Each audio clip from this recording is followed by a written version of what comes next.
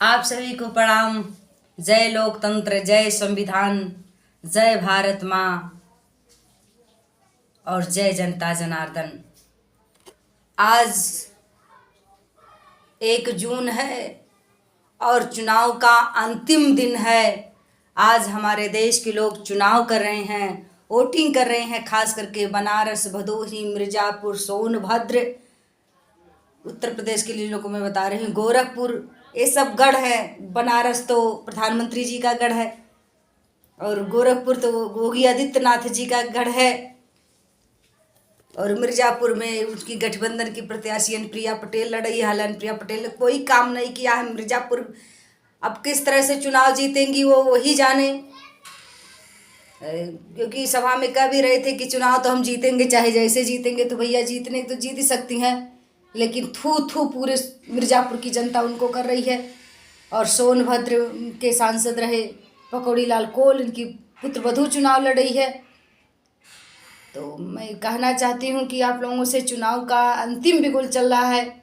आज पंजाब में भी चुनाव हो रहे हैं, मतलब जहाँ जहाँ सीटें बाकी थी तहाँ तहाँ सब जगह आज अंतिम चुनाव हो रहा है।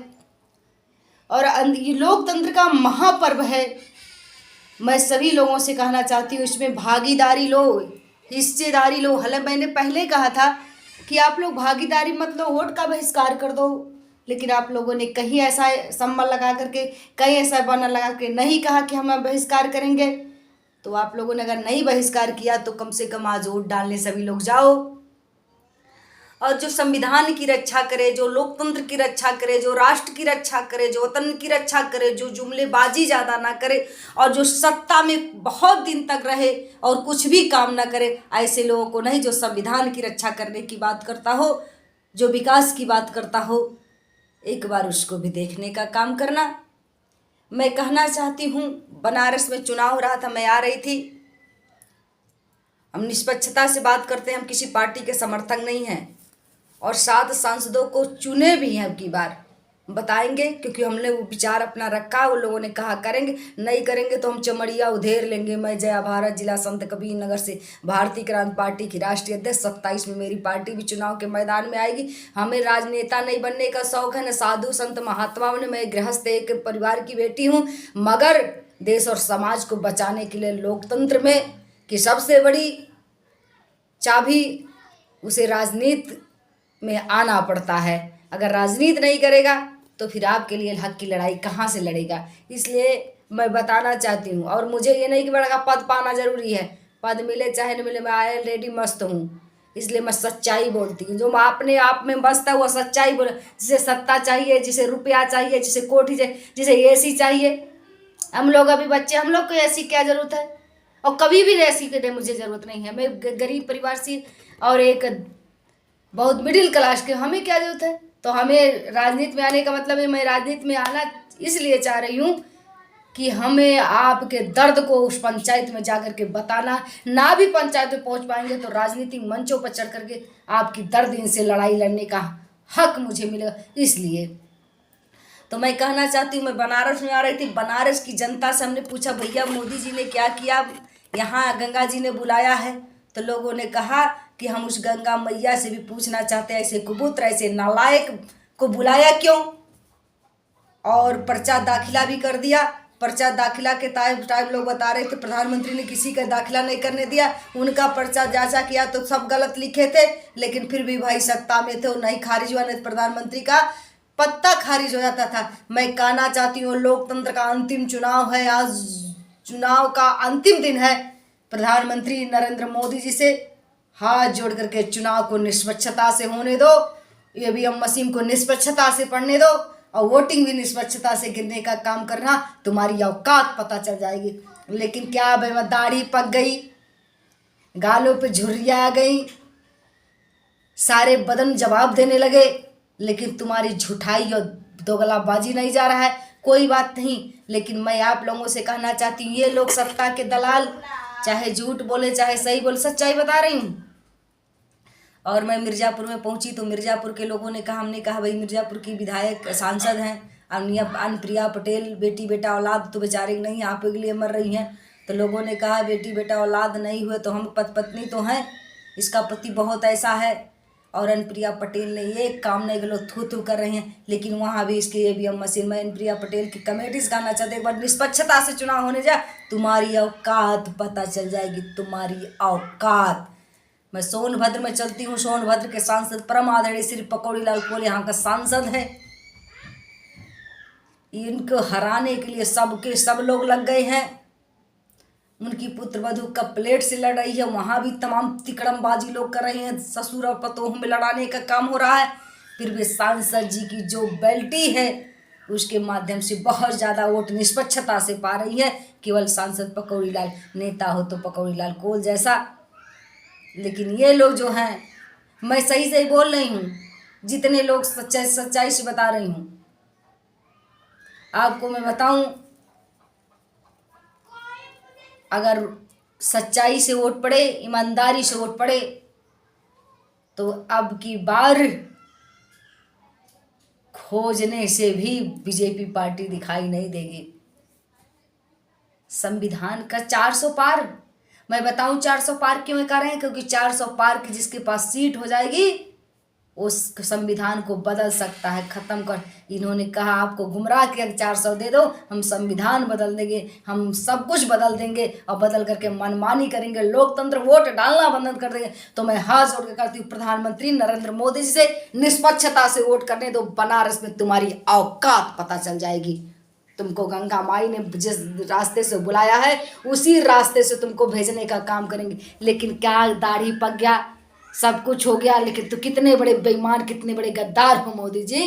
निष्पक्षता से वोट पड़ने दो। सीने पर हाथ, 56 हाथ का कहते हो, 56 इंच का मेरा सीना, उसी सीने पे हाथ रख करके तुम मन की बात करते हो, उसी मन पे हाथ रख करके तुम कहते झोला उठा करके हम चले जाएंगे। झोला उठा करके एक बार चले जाओ और एक बार सीने पे हाथ रख करके निष्पक्षता से वोट करने दो, तुम्हारी औकात पता चल जाएगी, तुम्हारी औकात।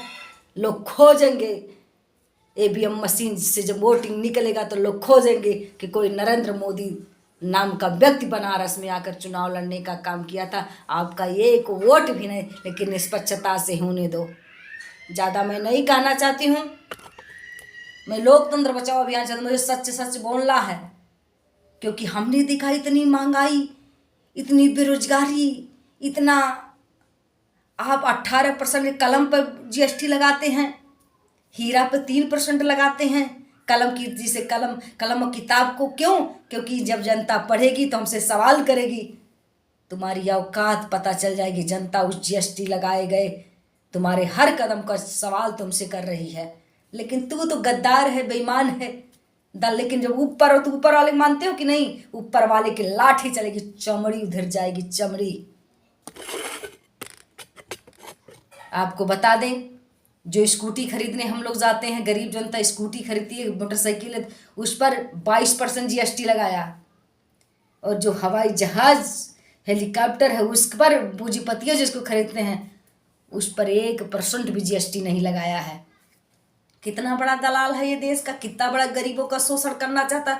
और बनारस की धरती पाकर झूठ बकता है कि मुझे गंगा निष्पक्षता से वोट करा लो, तुम्हारी औकात पता चल जाएगी, तुम्हारी औकात। मैं जया भारत डंके की चोट पर कहना चाहती हूँ, और अगर गलत होगा तो मुझसे सवाल करने ना, मैं सबको चैलेंज करके निष्पक्षता से वोट करने दो। मिर्जापुर और आपके बनारस में और गोरखपुर में की भी बात करूँगी। काजल निषाद जहाँ से लड़ रही है, एक नारी है, लोग इतना लाइक कर रहे हैं, कई लाखों वोट से जीत रही है। फिर भी वहाँ पता चला है कि वहाँ 2 दिन के पहले से आज कोई गाड़ियाँ बंद कर दी गई है। गोरखपुर की बात दे रही हूँ। और 2 दिन के पहले ना तो बात हिस्सेदार जो है निषाद समाज के, सबको कैद कर दिया जा रहा है, लोगों का कागज जांच की जा रहा है, उनके वोटर लिस्ट काटे जा रहे हैं। अरे निष्पक्षता से वोट करने दो, होगी तुम्हारी औकात पता चल जाएगी। गोरखपुर में मोदी की औकात, बनारस में अनुप्रिया पटेल जो एक मंत्री है गठबंधन की, जो अपनी मां से मुकदमा लड़ रही है, उसकी औकात मिर्जापुर में पता चल जाएगी और बनारस में पता चल जाएगी कि औकात नरेंद्र मोदी जी की। गोरखपुर में औकात पता चल जाएगी योगी जी की। निष्पक्षता से सीधे पे हाथ रख करके वोट अगर करने दोगे चुनाव, तो मोदी, योगी और अनुप्रिया पटेल एक बार पेपर में यही आएंगे कि मिर्ज़ापुर में कभी प्रिया पटेल थी, बनारस में कभी बेईमानी करके नरेंद्र मोदी थे, और कभी योगी के प्रतिनिधि रवि किशन थे। ये पता चल, लेकिन निष्पक्षता से करने दो। अगर राम के भक्त हो, तुझे राम की कसम निष्पक्षता से वोट पढ़ने देना, तेरी औकात पता चल जाएगी। मैं जय भारत चैलेंज के साथ करती हूँ, मुझसे सवाल करने ला। और मैं यही कह करके आप लोगों सभी जितने हमारे दर्शक देख रहे हैं, सब लोग कमेंट करके बताना और वीडियो शेयर करके ज़्यादा से ज़्यादा बताना, ताकि इन लोगों को पता चल जाए कि हाँ मैंने सही बात, हमने बेईमानी किया। अब मैं सीने पर हाथ रखने लायक नहीं हूँ, मैं कसम खाने लायक नहीं हूँ, हमने बेईमानी किया है। ये रात में सोचें, इनके सीने धड़के। बस इतना ज़रूर कर देना और कमेंट करके हमको बताना कि जय आपने सही कहा कि गलत कहा। तब तक के लिए आपसे ये राम भक्त बनते, हमसे बढ़कर राम भक्त कौन है? मैं आप लोगों को दिखाऊं, मुझसे बढ़कर के ये राम भक्त हो ही नहीं सकते हैं। क्योंकि कभी आपने योगी जी को, मोदी जी को रामनवमिया चादर उड़ते देखा? हम हमेशा उड़ते, हमने पट्टा खरीदा है, क्योंकि राम के भक्त हम हैं। आपको मैं दिखाना चाहूँगी, तो मैं राम, उसी राम के अगर ये भक्त है तो कसम खा करके बताए कि हमने निष्पक्षता से जीता है कि बिना निष्पक्षता से। तो आप सभी लोगों को मैं कमेंट करके बताइएगा कि जय भारत तूने गलत कहा कि सही कहा। तब तक के लिए आप लोग को अपने चैनल पर हाथ जोड़ करके प्रणाम। जय श्री राम, जय भारत माँ, जय लोकतंत्र।